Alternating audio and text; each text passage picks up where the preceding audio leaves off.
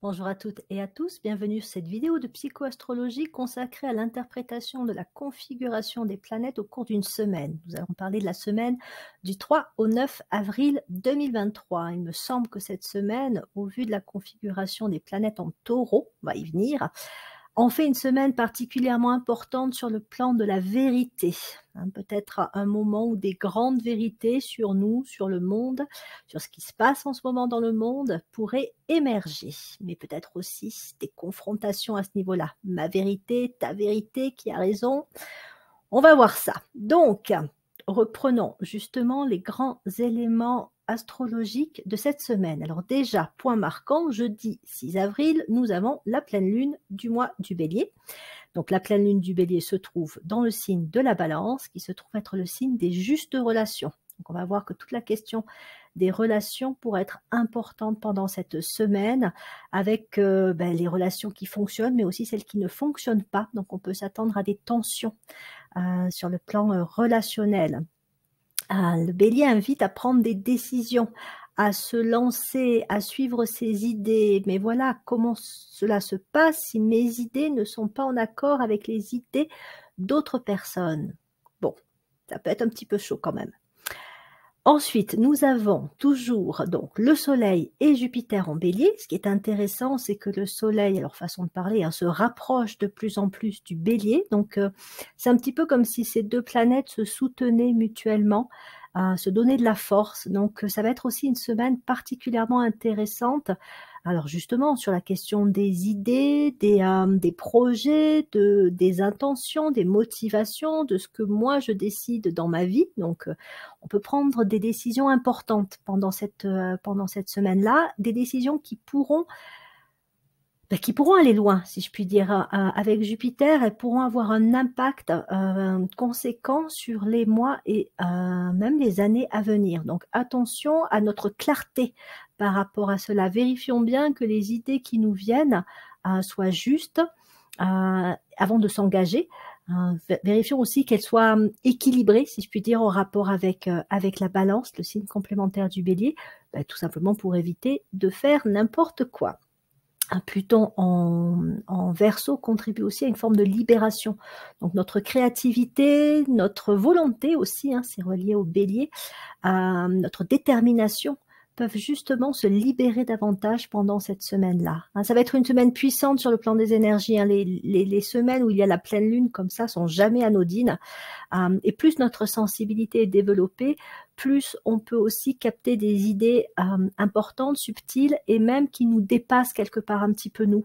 Ça peut toucher à des idées d'ensemble, c'est quoi le plan au niveau, on va dire, mondial actuellement, c'est quoi un petit peu le projet global pour l'humanité en ce moment. Voilà ce que la pleine lune du Bélier pourrait nous permettre de capter pour peu qu'on ait cette sensibilité-là. Donc, je sais qu'il y a des personnes, même des groupes de personnes qui méditent au moment des pleines lunes, particulièrement celles du Bélier, du Taureau et du Gémeaux, parce que ce sont des moments dits spirituels particulièrement forts dans l'année.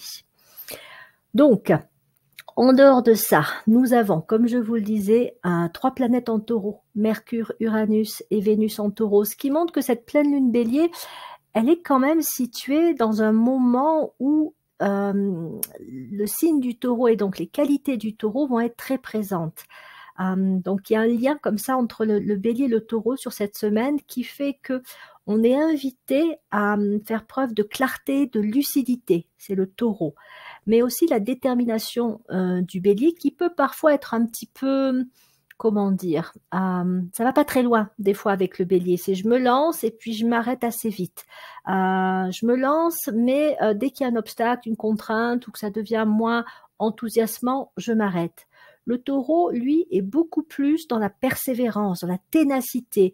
Signe de terre, donc il cherche à construire, il cherche à concrétiser, à matérialiser. Et donc, si ces deux énergies travaillent bien ensemble, pour ça, c'est plus facile si on a justement un peu de feu et de terre dans son thème de naissance, et bien justement, ces idées que l'on peut avoir, cette énergie aussi qui peut nous habiter pendant ce mois-là, pourra perdurer dans le temps. Ça va pas être juste un feu de paille qui va prendre et s'arrêter très rapidement. Ça peut vraiment avoir une portée qui va encore une fois s'inscrire sur les mois, voire les années à venir.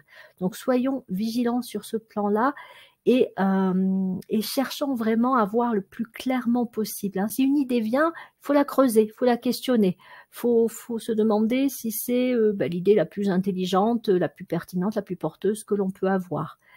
Et si on en sent vraiment une puissance particulière, hein, ça vaut le coup à ce moment-là de commencer à réfléchir sur qu'est-ce qu'on en fait concrètement de cette idée.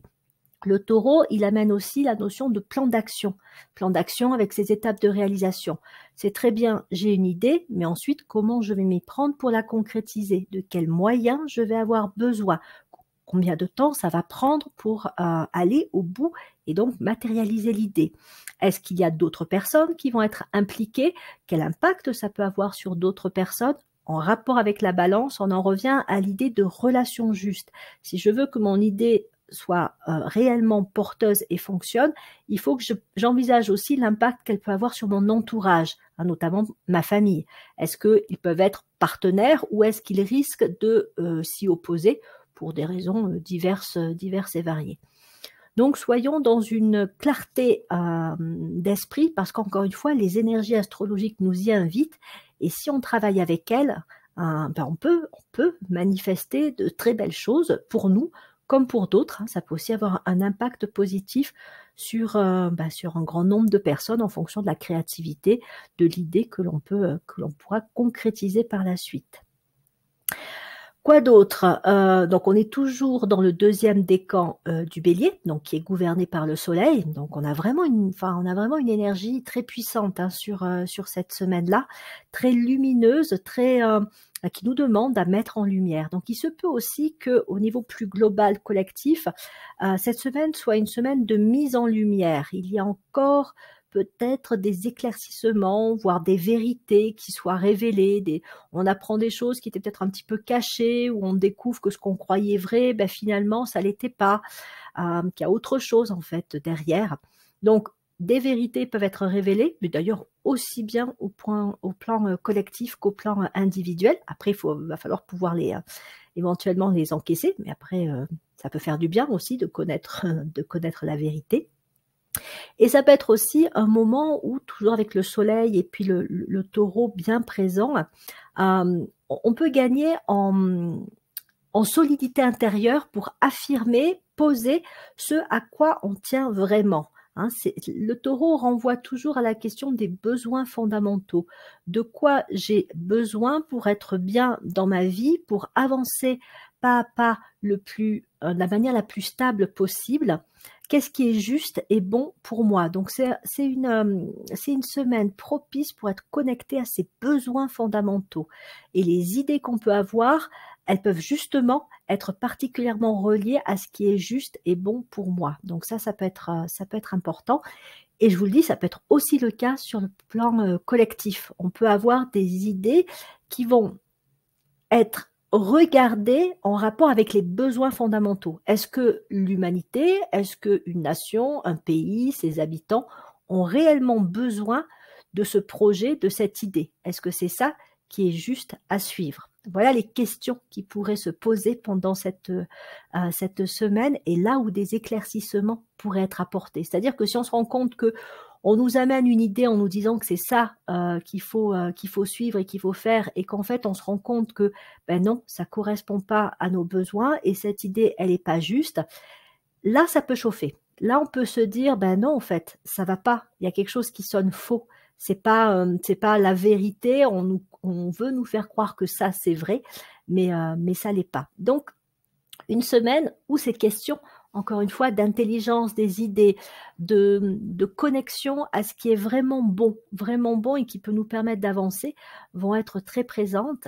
Et encore une fois, parce que la pleine lune se trouve en balance, ça peut nous impacter aussi dans nos relations aux autres, et puis dans nos relations de façon plus globale, hein, la relation à notre pays, la relation à ce qu'on nous présente au niveau, je sais pas, du gouvernement, au niveau de mesures économiques, sociétales, qu'est-ce qui est vraiment juste et bon, intelligent. On peut aussi donc arriver davantage pendant cette semaine à prendre des décisions et à s'affirmer, même si ça veut dire qu'en face, on sait qu'il va y avoir des résistances, on sait même peut-être que notre idée, si on la présente, elle va pas être bien accueillie.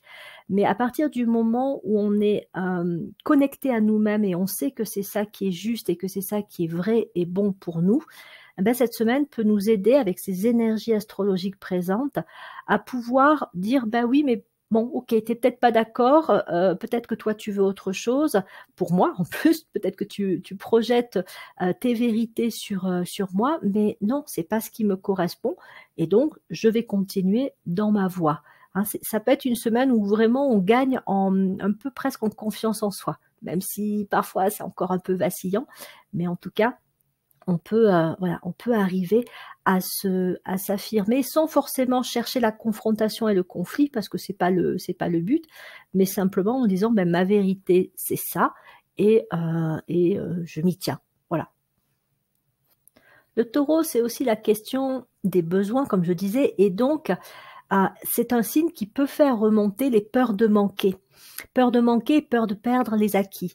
Donc attention avec aussi Saturne, Neptune en Poisson, Mars en Cancer, à tous les messages qui pourraient être des messages de manque, de risque de manque, hein, parce qu'ils peuvent activer des peurs chez nous, une tendance peut-être à des projections négatives sur l'avenir, et ça peut nous rendre assez ou hypersensible ou presque carrément manipulable. Hein. Pour peu qu'on active ces peurs-là, ça peut produire des comportements qui sont pas toujours très, non plus très bénéfiques et très justes quelque part. Donc, essayons d'être au clair par rapport à notre propre, encore une fois, stabilité interne et le fait que l'on puisse avancer en confiance dans la vie, ou que l'on puisse au contraire avoir parfois peur de manquer, peur, si je prends telle décision, je risque peut-être de perdre tel et tel acquis. Bon, est-ce que c'est un risque réel ou est-ce que c'est mon imagination qui s'emballe un petit peu et qui me fait croire que ben, je vais peut-être aller à la catastrophe si, je sais pas, je décide de remettre en cause ma stabilité professionnelle pour envisager un autre poste, voire carrément un autre métier. Donc je vous dis pas de foncer tête baissée évidemment, mais encore une fois, c'est plus une question de besoins fondamentaux et de vérité pour vous. Qu'est-ce qui vous semble le plus juste? Et si ça fait remonter des peurs, parce que ça peut induire un changement, de vous questionner sur la pertinence et la justesse de ces peurs-là. Est-ce qu'elles sont réelles? Est-ce qu'elles sont imaginaires? Et avec le pragmatisme du taureau, de dire, bon, ben, écoutez, ces peurs, elles peuvent effectivement me dire des choses importantes pour moi, sur mon besoin de sécurité, et donc je peux contrebalancer la peur en prenant les précautions qu'il faut pour avancer de manière bien posée, bien cadrée, sans faire n'importe quoi. Donc on est, encore une fois, pour résumer, sur ces questions de prise de décision, sur ces questions de mise en lumière de ce qui est vraiment juste et bon, avec parfois des messages contradictoires, avec parfois un petit peu le pathos, l'émotionnel qui risque d'être un peu bouillonnant, ou sur lequel des influences extérieures peuvent chercher à jouer.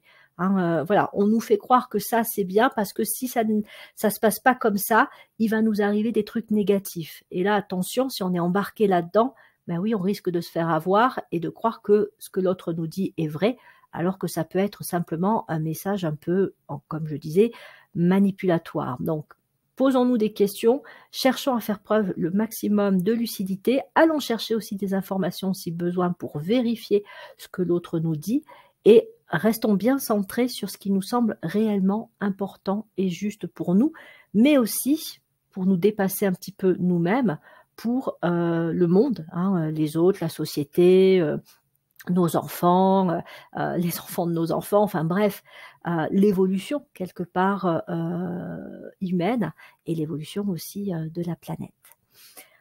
Encore une fois, une semaine majeure, une semaine dont on ne va pas forcément se rendre compte dans l'immédiat des conséquences qu'elle peut avoir, mais qui peut être un déclencheur important pour les semaines, les mois et peut-être même les années à venir. Donc voilà ce que j'avais envie de partager avec vous sur cette semaine astrologique et sur son ambiance. Eh ben, je vous souhaite le meilleur. Je vous souhaite d'être dans le vrai, le juste, le bien pour vous pendant cette semaine-là et de pouvoir prendre des décisions de la manière la plus inspirée possible sans que les peurs ne viennent vous paralyser. À bientôt.